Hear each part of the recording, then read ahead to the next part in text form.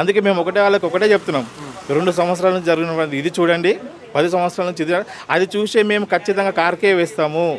వాళ్ళు చెప్తున్న ఓటర్లు చెప్తున్న మాటలే నేను చెప్తున్నా. Okay right. ఇంకో విషయానికి వస్తే ఇక్కడ బీసీ అభ్యర్థిని నేను కాబట్టి నా కాంగ్రెస్ పార్టీ మంచి అవకాశం ఇచ్చింది, బీసీ అని చెప్పేసి అట్లా ఓట్లు పడే అవకాశం ఉందా?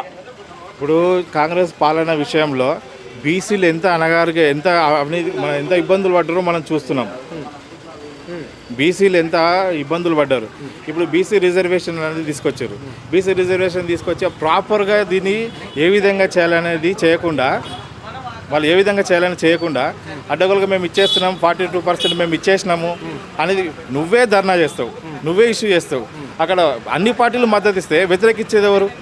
ప్రాపర్గా ఏ విధంగా అయితే చేయాలో ఆ విధంగా చేయకుండా బీసీలకు న్యాయం చేస్తున్నాము, బీసీలకు మేము తోడుగా ఉన్నాము, ఇప్పటి వరకు ఏ ప్రభుత్వం చేయకుండా మేము బీసీలకు 42% మేము ఇస్తున్నాము అని చెప్పి చెప్పుకోవడం పైననే కేవలం ఎలక్షన్ స్టంట్ వరకే మేము దీన్ని చూడాల్సిన బాధ్యత ప్రతి ఒక్క బీసీ ఓటరు దీన్ని గమనించుకోవాలి.